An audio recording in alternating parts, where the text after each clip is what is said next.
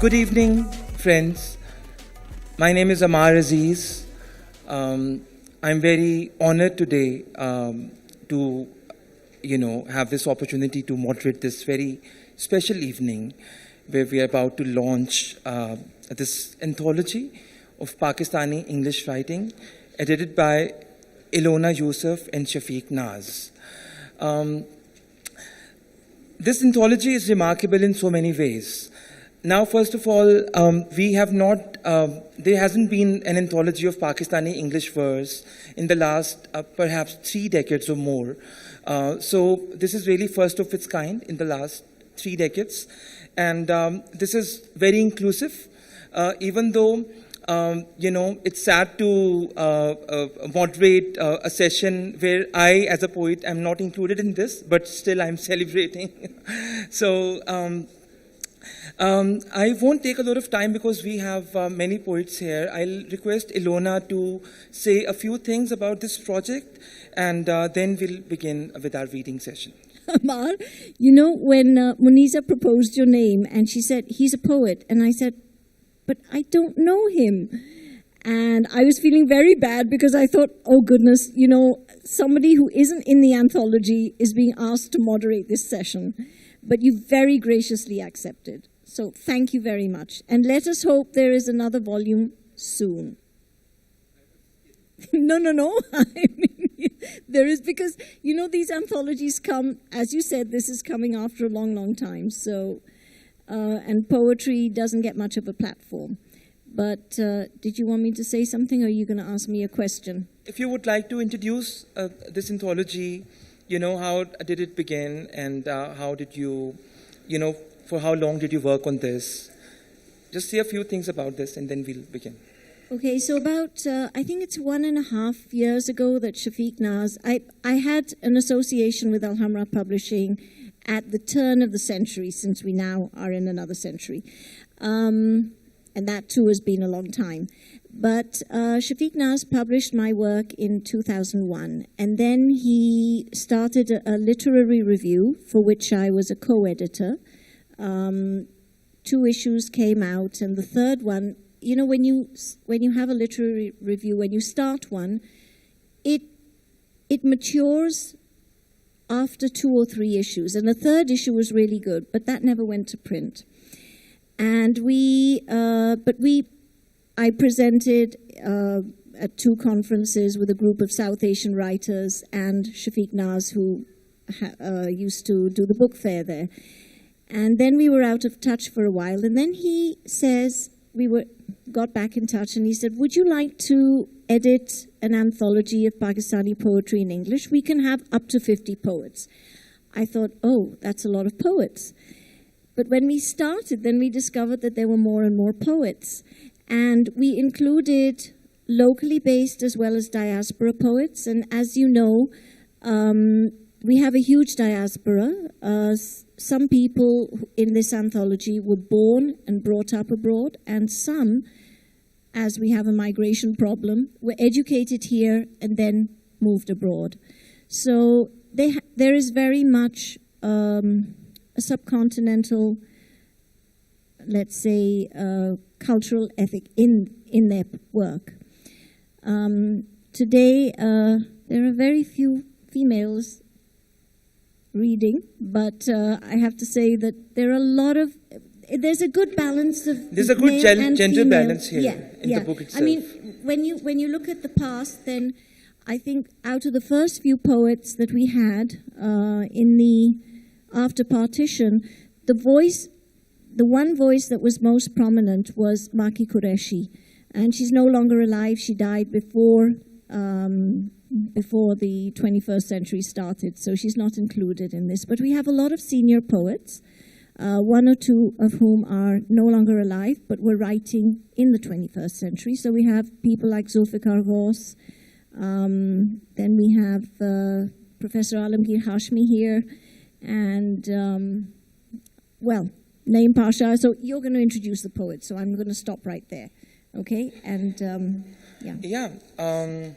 So,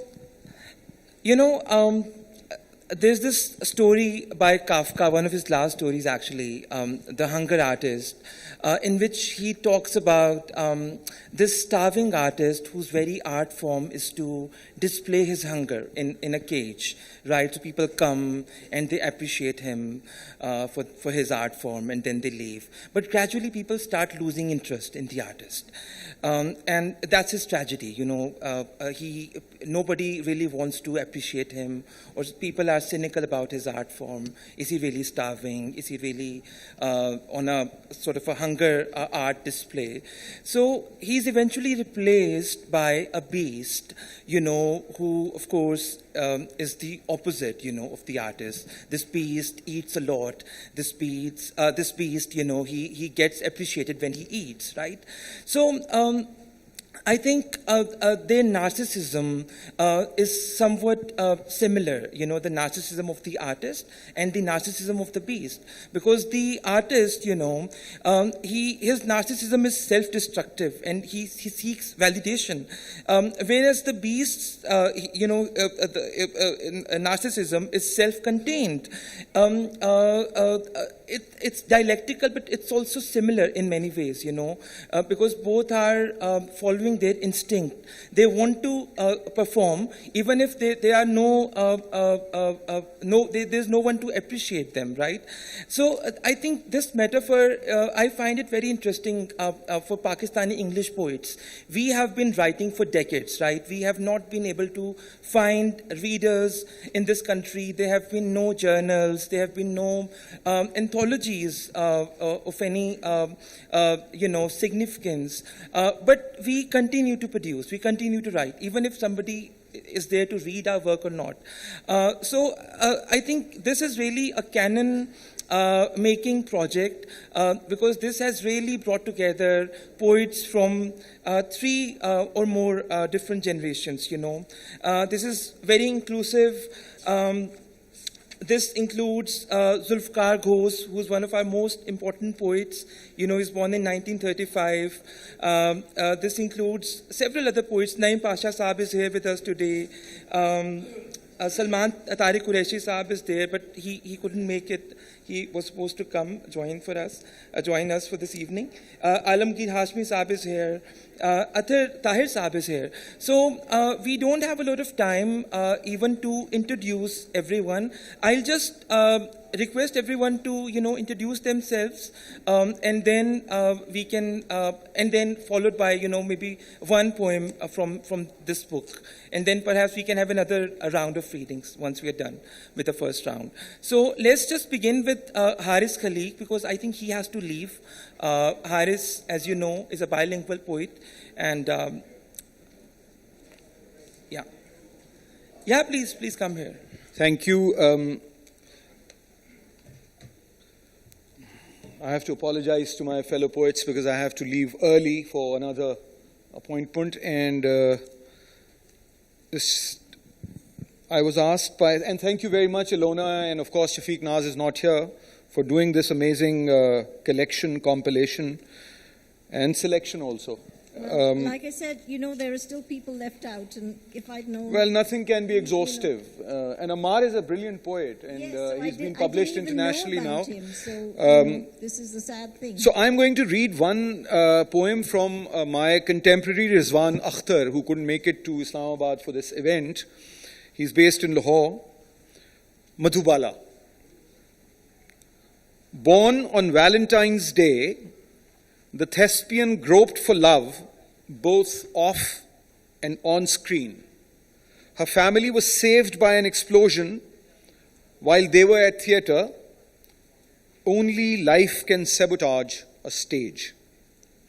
Face compared to fairies, wandering in meadows, that ringlet falling on cheekbones wiped out hearts in a single smile. A Helen who caused tumult in Bombay, where wine and women meet predatory eyes. The Anarkali of Mughal-e-Azam, spilled ornate goblets of love. A reincarnated soul with a hole in her heart, behind a curtain, gasped on a couch, arms wasted by silence. Thank you. And I am going to read my own poem. It's titled The Palm Reader, Aleppo. And I think it's relevant also what is happening in the Middle East, I mean in the rest of the world as well, but what is happening in the Middle East, in Syria, Iraq, from there to Palestine. So I decided to pick this one up. The Palm Reader, Aleppo. Slowly, the evening began to descend. No one survived in the neighborhood but the palm reader. He had squeezed himself under a large trunk of fresh potatoes. When they came and opened fire, it was indiscriminate. After they left, he stepped out of the house to find himself alone among fresh corpses, in street and on door sill. The corpses will remain scattered till the following day, neighborhood cordoned off. The enormity of death made him indifferent. He felt hungry, walked back home, took out some potatoes, boiled them unpeeled, sprinkled salt, ate. Bored with not feeling, doing, he took a torch, stepped out of the house. He would read the palms of dead that would take him through evening, night. Many palms to read, no fortunes to tell. Thank you very much.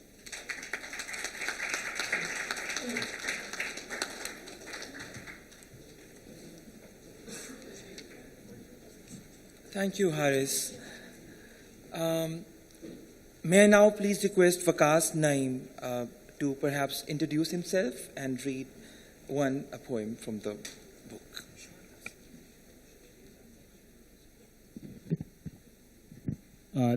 Thank you, Amar. Thank you also to Ilona and Shafiq Naz for this anthology. I think I've also mentioned this to Ilona before. When we were growing up, it was difficult to access Pakistani poetry in English, and yet, there were publications available that we could reference and use to build our own craft as well. Speaking as a child of the late 80s and early 90s. But there's been, also because of this digitization and a lot of the reading materials now turning online, we've also sort of lost on that archival quality that we used to have. And with this anthology, I think, there's a genuinely impressive contribution to our literary archives. I think for students of Pakistani poetry in English, this is going to be a huge asset. My name is Waqas Naeem. I'm a bit poet, sort of part-time writer of poetry. I'm a former journalist, work in media development. And most of my poems are about city, mostly Rawalpindi, sort of walking around. But this one that's featured in the anthology, and I'm going to read this, is a ghazal in English.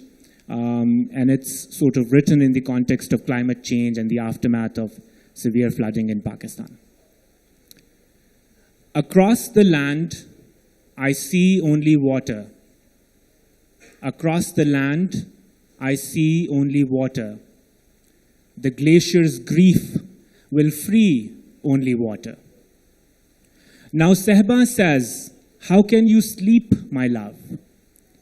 Now Sahba says, how can you sleep, my love, when Sohni's fate will be only water?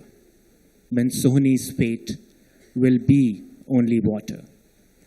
I mourn the thirst on Ali Asghar's lips. I mourn the thirst on Ali Asghar's lips. I mourn the parched who flee only water. I mourn the thirst on Ali Asghar's lips. I mourn the parched who flee only water. The garden weeps for spring's return. Behold, The garden weeps for spring's return. Behold, no flower, fruit, nor tree, only water. And let's rebuild until the next catastrophe. Let's rebuild until the next catastrophe sets loose on you and me, only water. And finally, can rain be tender but also unkind? Can rain be tender but also unkind? For death as life might be only water. Across the land I see only water. The glacier's grief will free only water. Thank you.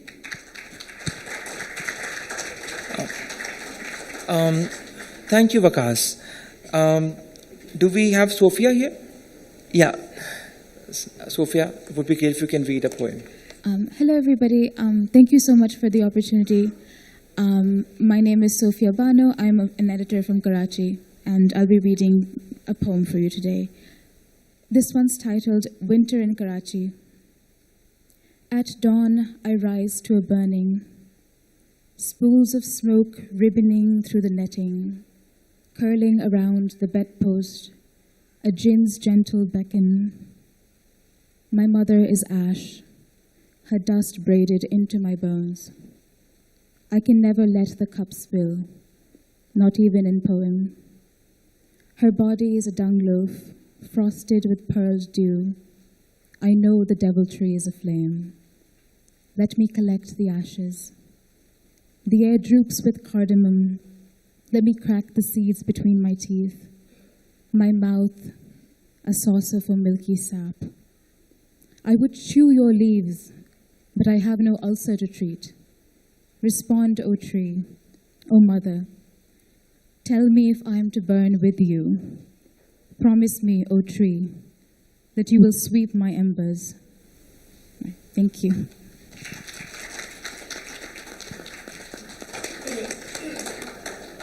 Thank you, Sophia.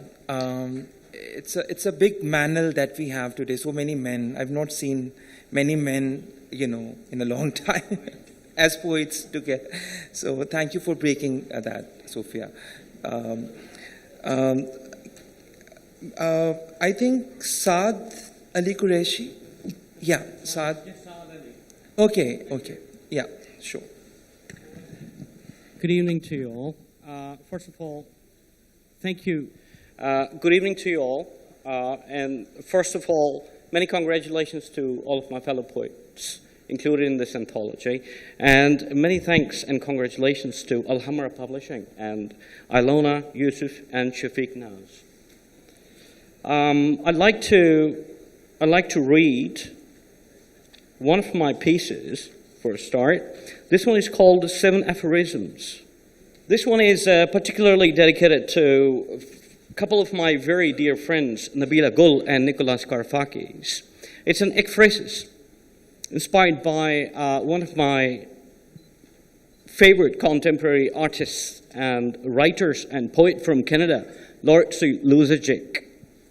This piece begins with an epigram, and it reads, "If not a swirling dervish of a habit, what is life?" Well, to cut the long story short then, 1, nostalgia only persists if the story of present fails to supersede the story of past. 2, others' stories in vague, libre prose poems, ekphrases, haiku, and what have you are important, but it's more important to write your own book with your stories. 3, things and phenomena in people and others are all interconnected. That is, singularity, more often than not, is a desire on part of a narcissist. 4, history. My, oh my. History, given a chance, will repeat itself at a rate faster than the rate at which the rabbits reproduce. And given a chance, it will never hesitate to turn itself into a female praying mantis. 5, Imagining the human evolution without art and philosophy is analogous to imagining the cosmos without dust and stars. For putting too much faith in religion and science is as harmful to the human progression as too much air is to the lungs. 6. If God were selfless, the fuel of dichotomy that keeps the emotion, reason, fire kindled would be absent. Perhaps we ought to be glad that that isn't the case. 7. Without the toys of alphabets, the tabula rasa of dreams always remains formless. Dignum memoria. When sewed into a word, the sound and meaning of every letter changes. Postscript. But of course, many Stoics, Sufis, and grand champions of philosophy and art have uttered and will continue to utter such dicta on multiple occasions. Yet the most prominent facet of forgetfulness of the human disposition renders the need for reminder as the primary need of every age.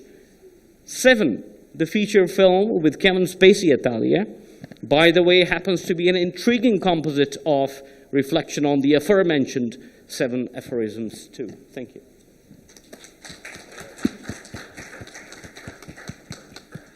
Thank you, Saad. May I now please request Rayan Khan.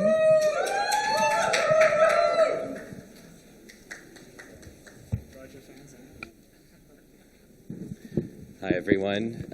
It's an absolute pleasure to read for you tonight, and an honor to be featured alongside such incredible talent from Pakistan. I moved to Canada over a decade ago, so I guess that makes me a diaspora poet. Speaking of the diaspora, my first piece that I'm going to read for you guys tonight is about how I feel as a diaspora poet living in Canada, as well as some of the images and motifs that are often expected of us as South Asian writers living abroad. It's called Diasporn. All the mangoes of the subcontinent before they're ripe, but ready for the proverbial chutney. This. Always you've wanted it. The special sauce. The monsoon. The good subaltern stays in his lane while the white rajas huff their ketamine in peace. He imposes culture only when it is edible. The mango pickle aesthetic of it all is safe and aesthetic. Am I taking the piss? It's hot all up in the ancestral kitchen. And this, garlic bunches hanging off wooden drawers among chipped paint and ochre or scratched silver pots big enough to sail a brown family across the Atlantic. Still big enough to turn them right around. Or a place where I honor your pink body and always do too much. Dal for dinner, look at it go. The crackle fash of sulfur is only a contrivance of turmeric and nicotine staining my cuticles. Oh yes, especially this. Thin crescents of onion fry when I pour the oil on hot and disturb the lentils. I won't forget your fucking cumin because it's a beautiful word, Zita. Does the smell remind you of home? Someone asks me. Buddy. Thank you. I have one more short piece for you guys. This one is a meditation on entropy, on the idea that things over time lose heat, go cold, and often move towards disorder. Maxwell's demon. There he is then, the imp of thermodynamics himself, squatting by his gate between two compartments through which he sorts particles, snatches of hot air, cold air, the spring, the pending summer. My guy is orderly as he goes about scattering paradoxes like Vanda orchids in an apartment which, come Saturday, will belong to someone else.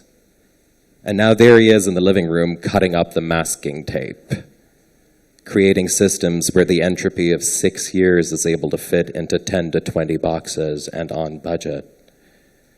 And it's weird because I understand the proclivity towards disorder as a law, and I am having a hard time understanding how this little red fetish, this clever bastard, could so neatly defy the most basic of universal laws with a numbered list and a few labels. The audacity. Thank you. If there's time, I'd like to read a piece by Kyla Pasha. Rayan, Yes. we'll come back to you. Okay, sure. Okay. Yeah. Thank you, everyone.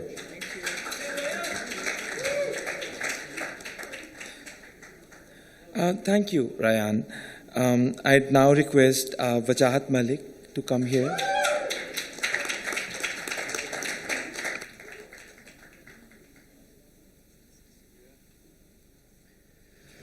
Hello everyone.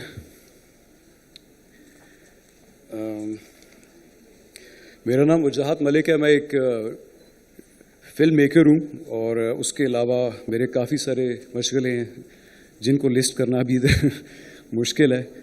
मैं नज़म भी लिखता हूँ और नसर भी अंग्रेज़ी में. और मुझे by the way before I मैं ये कहना चाहूँगा कि गुज़श्ता दौर के कुछ अंग्रेज़ी के शुआरा थे.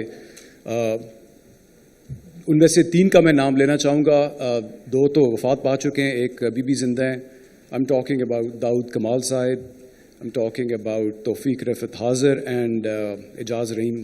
तो ही इज़ स्टिल लाइव. इनको मैं मेरे ख्याल में जितना मैंने पढ़ा है और समझा है, जितने शायरों को मैं जानता हूँ, I believe they are like they are amazing poets. उनको मैं उस्ताद मानता हूँ. मेरा दोस्त है ज़मन हाजिर जो कि इस वक्त ग्लासगो में, उसने अपने वालिद साहब के लिए नज़म लिखी है छोटी सी. पहले मैं पढ़ूंगा आपके लिए. तौफीक रफ़त उसके वालिद साहब थे. तो इस नज़म का उन्वान है for my father. As the last slab slides into its place, in my mind I feel a world slip away. No cigarette burns on the sofa or a mute heap of words on the floor. No cigarette burns on the sofa or a mute heap of words on the floor. You are your books now, buried in bookstores. You can be the hermit now, hiding in your hill. This 6 feet under fortress will keep your creditors and utility bills. Your words weigh heavy, but under that stone, you are your craft now, honed to the bone. ये अगली नज़म जो है, ये मेरी अपनी है.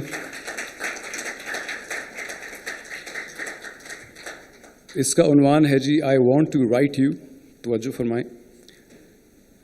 I want to write you a short story, a novel, an epic poem, or a love letter, carve you in the ancient rocks, or paint you perhaps better. But right now, you're only a few words on my page, a few erratic words without a sentence or a reason, maybe a few words on the fridge, rearranged, making no sense. I want to write you, stealing words from your eyes, darkened stories from your hair, highways paved with the anguished cries of fair mermaids drowning in sexual delights. I want to sit down and write about you. Sit at the corner, staring beyond the road bend, sending out commas and semicolons to chase you, to bring you closer to a full stop that has no end. Shukriya. Wow. Thank you, Wajahat. I'd now request Haseeb Sultan to come here and share his work.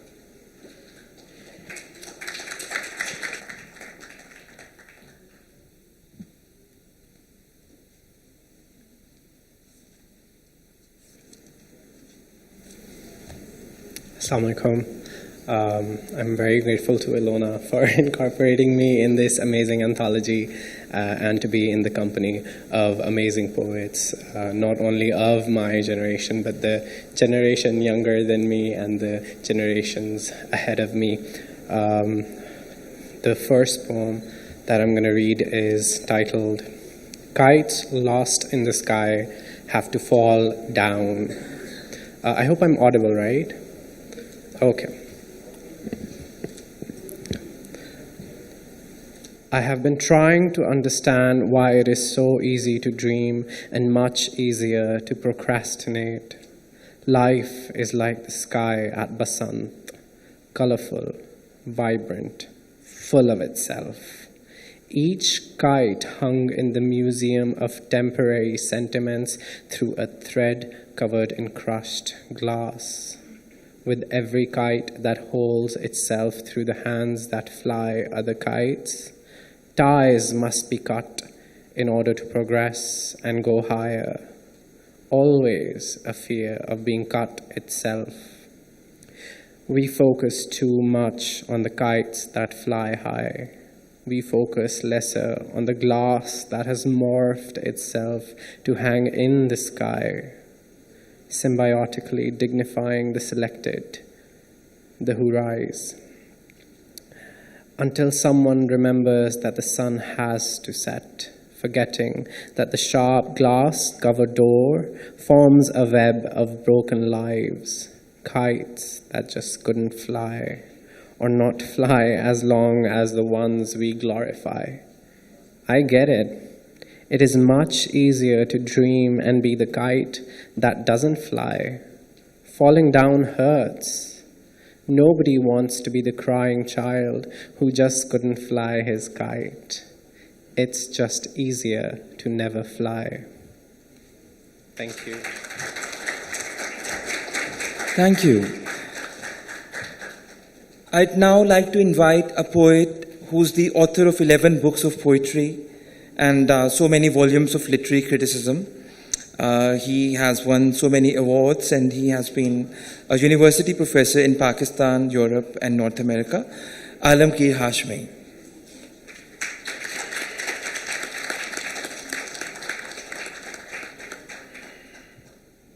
Sir.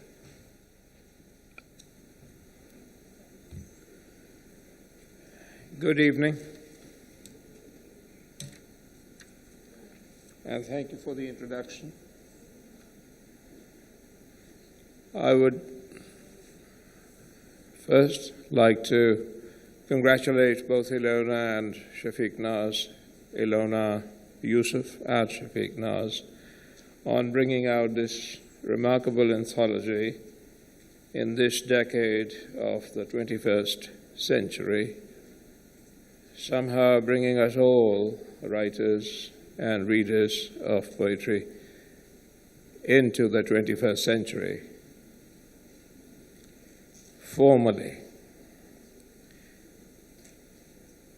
And I'm very happy to be reading tonight alongside so many poets in the English language in Pakistan who have been writing for either many decades or for a decade or two.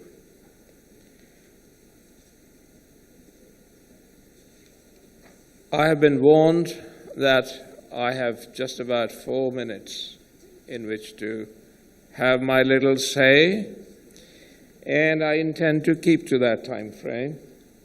So without tarrying, I would like to read first a poem by a poet I was instructed to read from a category of poets not present tonight. And this particular poet is not present tonight. In fact, he's not amongst us anymore, amongst us mortals, and has become immortal. His name is Zulfikar Ghosh. He's the first poet, and his poems are the first ones in this anthology. He was born in 1935, and this anthology encapsulates almost all the work that the editors thought was worth compiling as of 1935 and 2004, which is the date of birth of the last poet included in this anthology. Zulfikar Ghosh, who was born in 1935 and died in 2002, His poem is called Nusrat, referring to Nusrat Fateh Ali Khan.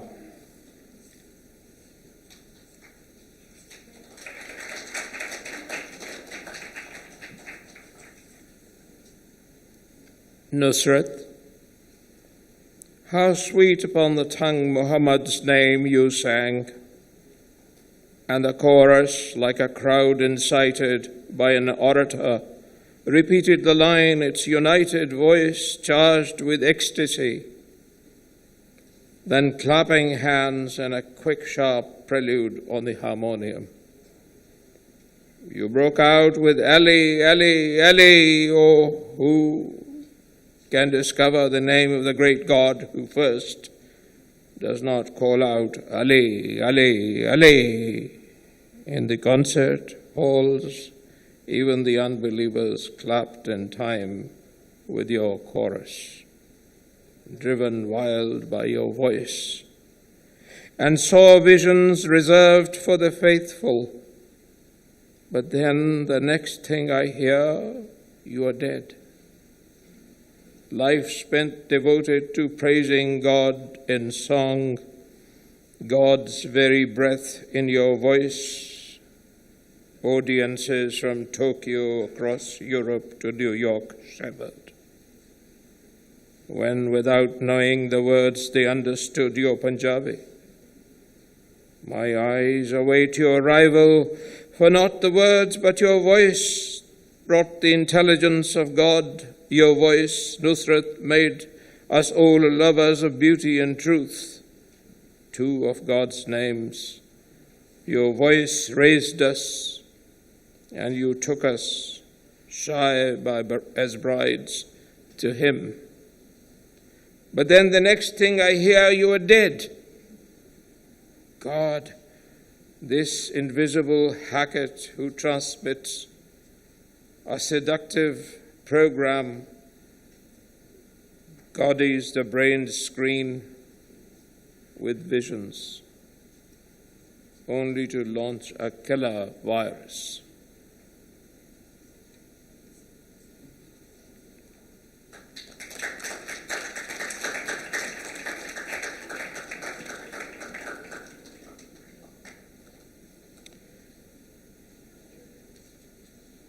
This is from his late period, by the way, this poem that he wrote.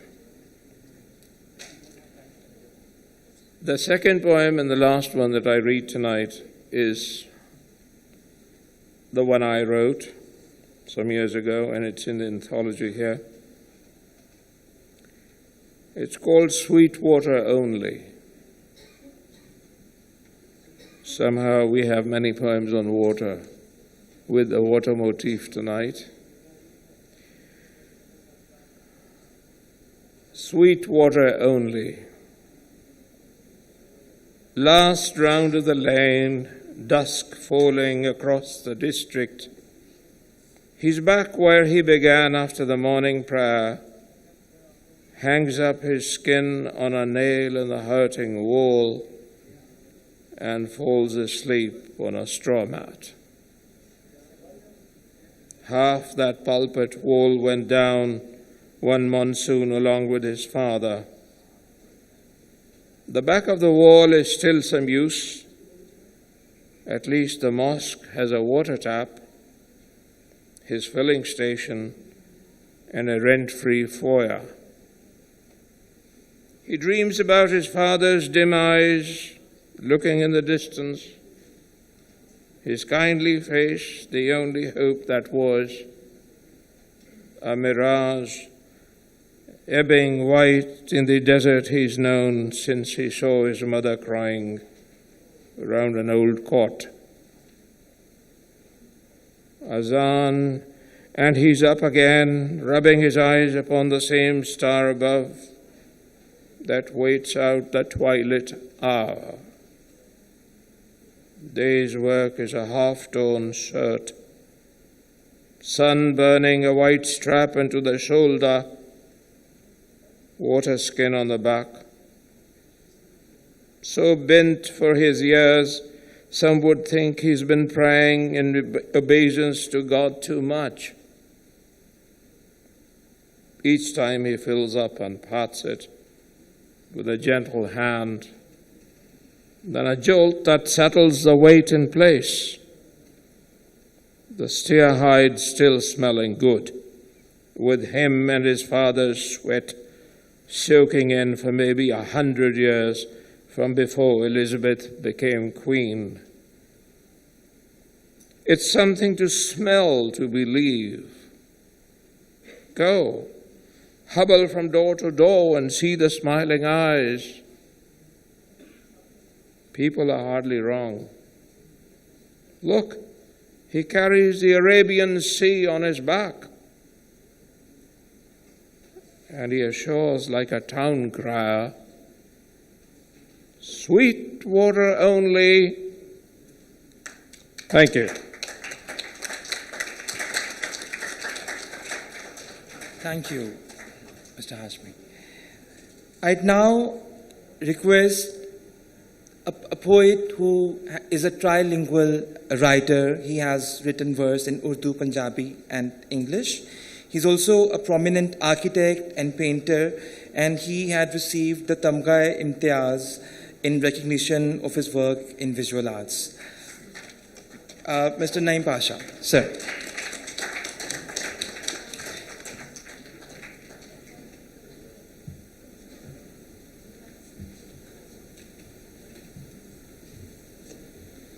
Thank you for the introduction, and thank you, Ilona.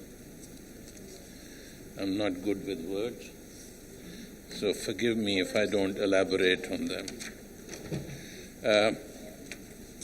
Neither English nor Urdu is my mother tongue.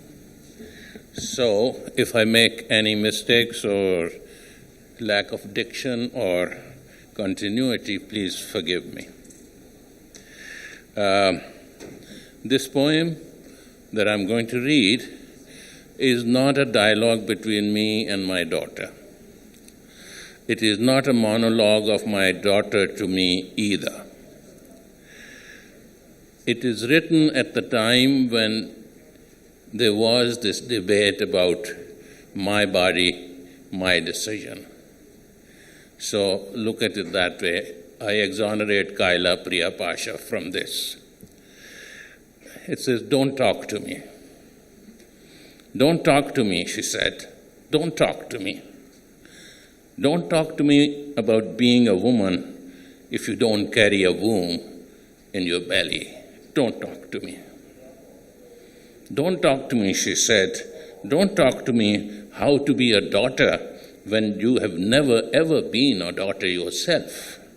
Don't talk to me. Don't talk to me about life when you can't celebrate that I carry the door of life below my navel. Don't talk to me.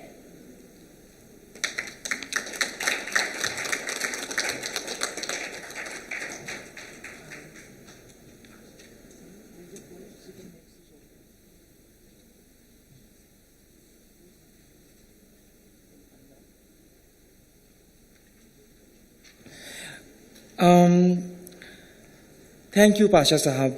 We now have a poet. Okay, before we have Tahir Sahab, I'd request Zain to come here and maybe read a poem.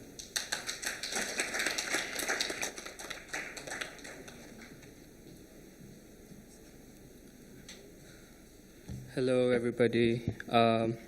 Before anything, I would just like to say, I started writing English poetry when I was 11 years old, and this was 2012. And the same year, there was a literature festival that happened. I think it was in Karachi. It was the first one. And I saw the ad in the newspaper. And, I used to always think that, could I be here someday? And so many, many years later, and 2,000-3,000 poems later, I've kept writing, I've kept publishing. So it's quite a day for me. But in any case, I'm a management consultant by profession, an educator, a poet, a spoken word performer.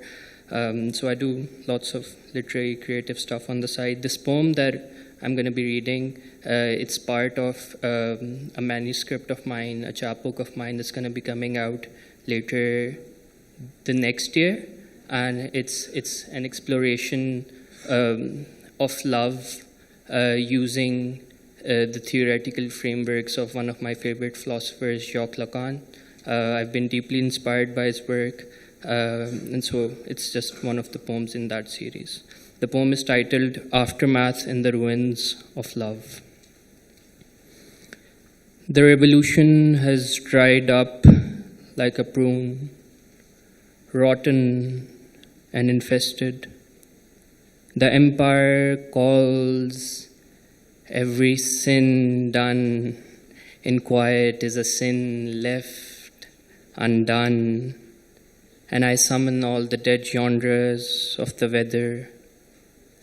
I call the grey cloud, the white cloud, the silent cloud, and the clear blue sky. I've understood that beneath the corollaries of the evening, the split skin, the splendor, there was filth in the land. In my understanding, the bodies were the unwanted decor, the overgrown moss, bodies of land, bodies of water, bodies of desire left undone. On a Friday, right before the midnight song, we find ourselves cutting fruit and thinking about ripenness and rottenness, the blade sinking into the skin and the juices dripping raw.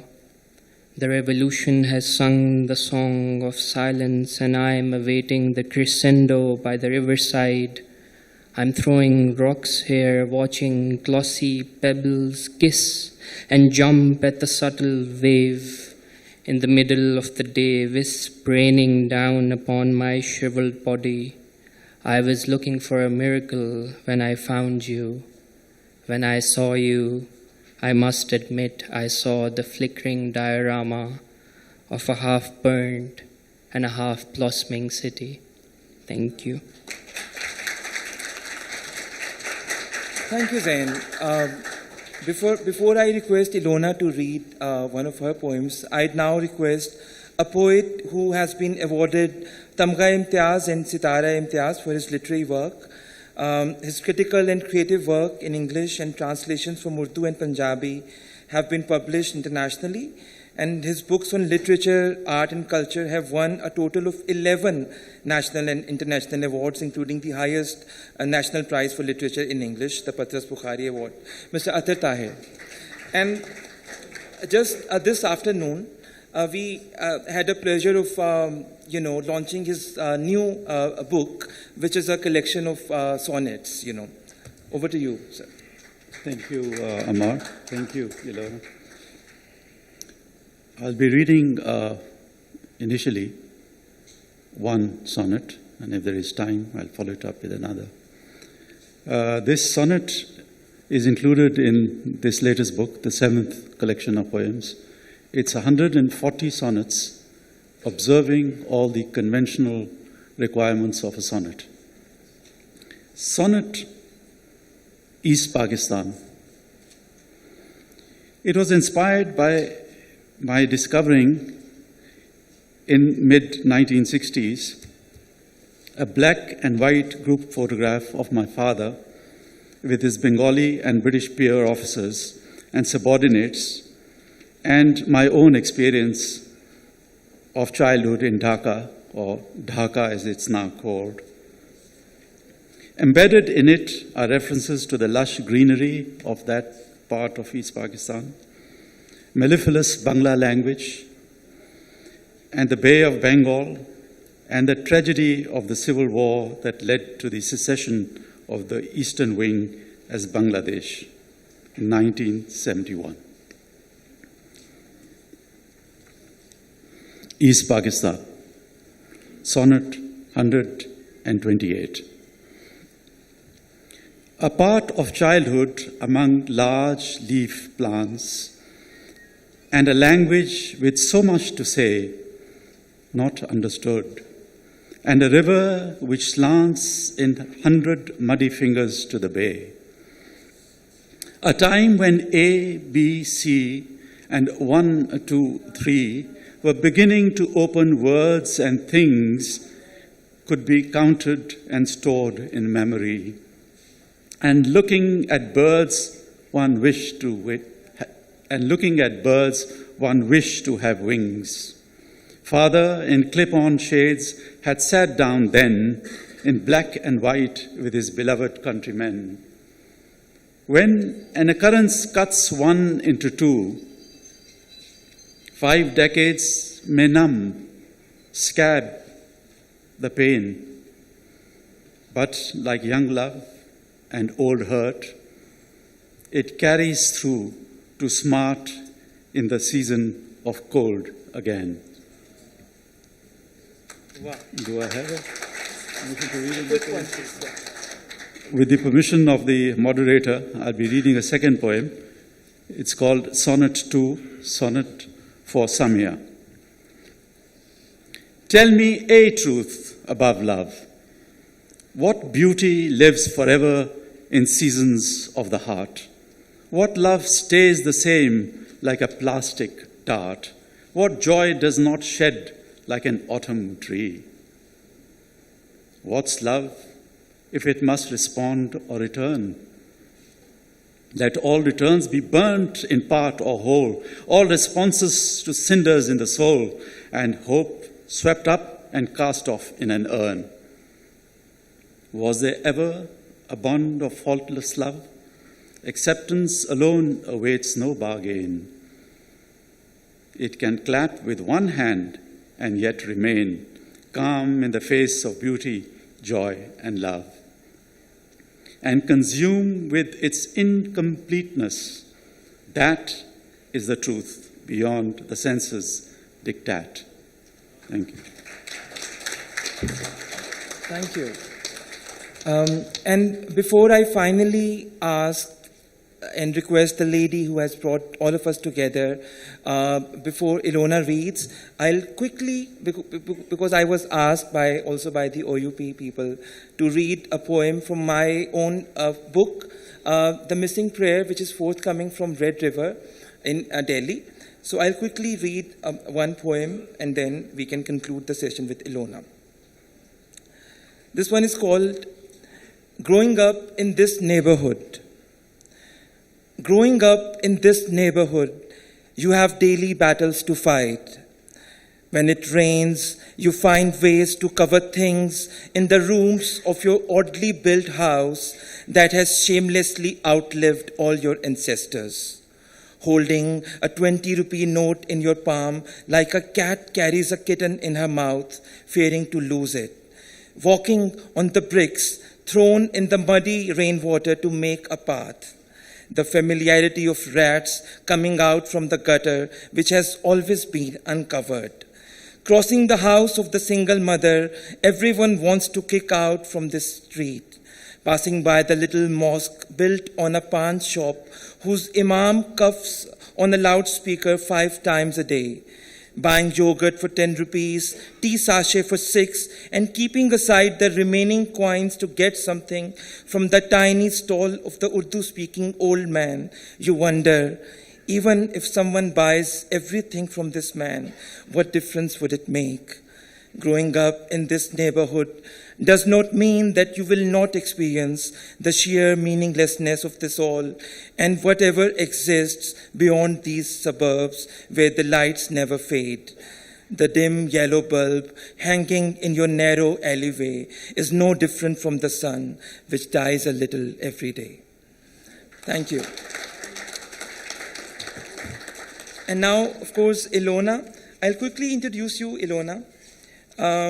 You are a multidisciplinary artist and you have done a lot of work in art, design, and literature. You have been associated with the Alif Review as a co-founder. And of course, this anthology is really, I think, a feather in your cap. So over to you, Ilona.